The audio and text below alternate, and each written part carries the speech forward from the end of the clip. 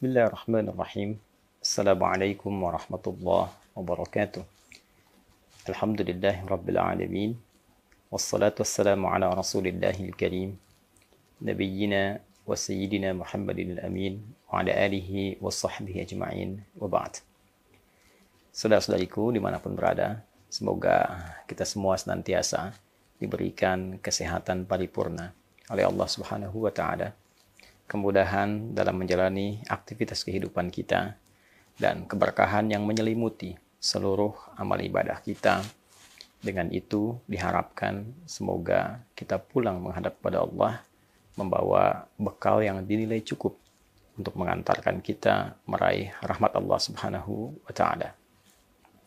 Teman-teman, di antara sekian bekal yang coba kita kumpulkan dalam kegiatan dan aktivitas duniawi kita adalah bekal-bekal yang kita upayakan menjadi ibadah di hadapan Allah Subhanahu wa Ta'ala, yang dengan itu pula kita diciptakan oleh Allah demi tujuan mulia dimaksud. Wa ma khalaqtul jinna wal insa illa liya'budun. Dan tidaklah aku ciptakan jin dan manusia itu, kata Allah Subhanahu wa Ta'ala, kecuali tujuannya agar manusia dan jin dimaksud menjadikan seluruh kegiatannya sebagai ibadah karena Allah Subhanahu wa Ta'ala. Demikian di Al-Quran surah ke-51 Adz-Dzariyat di ayat 56 itu. Untuk itu penting kita menyadari bahwa konsepsi seluruh kegiatan kita di muka bumi ini adalah ibadah. Bukan hanya sholatnya, bukan hanya bacaan Qur'annya, puasanya, pun demikian seluruh kegiatan kita dari bangun tidur sampai tidur kembali kita upayakan menjadi ibadah. Itulah sebabnya seluruh kegiatan kita di dalam Islam senantiasa dipandu dan disandingkan dengan doa. Doa itulah selain memberikan pedoman bagi kita bagaimana cara menjalani aktivitas, sekaligus merubah kegiatan itu menjadi ibadah di hadapan Allah Subhanahu wa Ta'ala. Bilapun tidak memahami doa yang terkait dengan kegiatan, maka Nabi membimbing kita untuk menyertakan kalimat Bismillahirrahmanirrahim, atau setidaknya Bismillah, sebelum mengawali kegiatan dimaksud. Nabi menyampaikan, kullu amrin dzibalin la yubda'u fihi bi Bismillahirrahmanirrahim fahuwa abtar, atau fahuwa aqta'. Setiap perbuatan baik yang tidak disertakan dengan Bismillahirrahmanirrahim menjadikan kegiatan itu dilakukan karena Allah sehingga menjadi ibadah, fahuwa abtar. Jika tidak disertakan kalimat itu, maka terputus nilai ibadahnya, terputus potensi pahalanya. Untuk itulah, demi melatih jiwa kita, keadaan diri kita, untuk menjadikan seluruh kegiatan itu terkoneksi kepada ridha Allah Subhanahu wa Ta'ala, terkoneksi pada pengawasan Allah Subhanahu wa Ta'ala, dan menjadikan itu sebagai ibadah, maka dilatih kita melalui praktek-praktek ritual. Dilatih kita melalui aspek ibadah yang menunjukkan implementasi keberimanan kita kepada Allah pertama kali. Saat kita beriman, yakin dengan Allah sebagai Tuhan, maka pembuktiannya adalah ibadah. Dan konsep dasar dari ibadah ini bentuknya adalah ritual, sebagai wujud pengabdian kita kepada Allah, sekaligus menunjukkan sikap kebertuhanan kita yang telah yakin tanpa ragu kepada Allah Subhanahu wa Ta'ala. Innani anallahu la ilaha illa ana fa'budni wa aqimis salata li dzikri. Sungguh aku tegaskan, kata Allah, akulah Allah, tiada yang layak dipertuhankan kecuali aku, kata Allah. Maka ketika Anda sudah meyakini Allah sebagai Tuhan dan mempertuhankannya, buktikan kebertuhanan itu dengan fa'budni, menyembah Allah Subhanahu wa Ta'ala. Maka sembahlah aku, kata Allah. Dengan cara apa? Wa aqimis salata li dzikri. Pembuktian pertamanya adalah menunaikan ibadah ritual berupa salat. Salat bukan hanya ibadah yang membuktikan keberimanan kita kepada Allah, tapi di dalamnya ada latihan-latihan untuk mengantarkan seluruh bagian tubuh kita ini mengabdi kepada Allah dan siap digunakan dalam beraktivitas dalam kerangka ibadah kepada Allah Subhanahu wa Ta'ala. Lisan yang digunakan berzikir saat sholat, kepala yang ditundukkan, tangan yang berpasrah, sampai kaki yang bersimpuh selalu digunakan untuk menunjukkan kebertuhanan kita kepada Allah dalam bentuk ibadah ritual, maka implementasinya digunakanlah hasil pendidikan ritual itu dalam aktivitas sosial. Maka seluruh kegiatan sosial kita, dari bangun tidur sampai tidur lagi, berinteraksi dengan orang lain, bekerja, dan seterusnya, bila itu dilakukan dengan bagian tubuh yang biasa kita latih dalam ibadah ritual dan diimplementasikan dalam konteks ibadah sosial, diniatkan untuk menaati Allah, maka itulah yang dimaksud dengan ibadah. Itulah yang dimaksud dengan amal saleh. Maka lisannya bertutur atas ridha Allah, matanya memandang untuk mengharapkan ridha Allah. Demikian sampai ke ujung kakinya.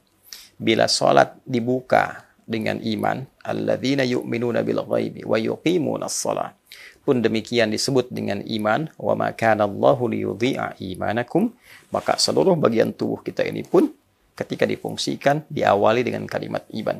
Ya ayyuhalladzina amanu la yashar qaumin qaum. Itu untuk lisan. Man kana yu'minu billahi wal yawmil akhir falyaqul khairan aw liyasmut. Demikian penekanan Nabi. Siapa yang merasa beriman kepada Allah dan dia yakin dihisab di hari kiamat nanti, maka jaga lisannya. Karena imannya katakan yang benar, tak mampu dia diam. Demikian pandangan sampai dengan ke ujung kaki. Maka demikian Allah ketika berfirman untuk menunjukkan hikmah di balik kaitan ibadah ritual dengan aspek sosial. Difirmankan di Quran surah ke-29 misalnya, Al-Ankabut ayat ke-45. Inna salata tanha 'anil fahsya'i wal munkar.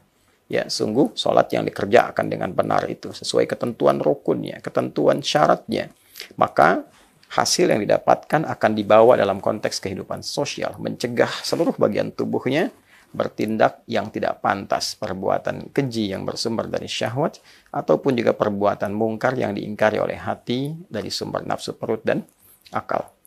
Demikian ibadah fisik. Pun demikian dengan harta. Harta ketika kita niatkan sebagai ibadah ritual, zakat sebagai pembuktian keimanan kita kepada Allah, membenarkan iman kita. Membenarkan iman disebut dengan tasdiq. Perbuatannya disebut dengan sedekah. Karena itu zakat dalam Al-Quran disebut dengan sedekah. Khudh min amwalihim sadaqatan tutahhiruhum wa tuzakkihim biha. Ambil dari harta yang sudah masuk kepada ketentuan itu, masuk nisabnya itu, ambil zakatnya sebagai pembuktian iman. Zakat disebut dengan sedekah. Ketika dikeluarkan pun disebut dengan sedekah. Innamas sadaqatu lil fuqara, dan seterusnya ayat. Sungguh zakat itu dikeluarkan hanya boleh pada 8 golongan berikut. Maka disebut dia dengan sedekah, bentuk jamak sebagai pembuktian iman.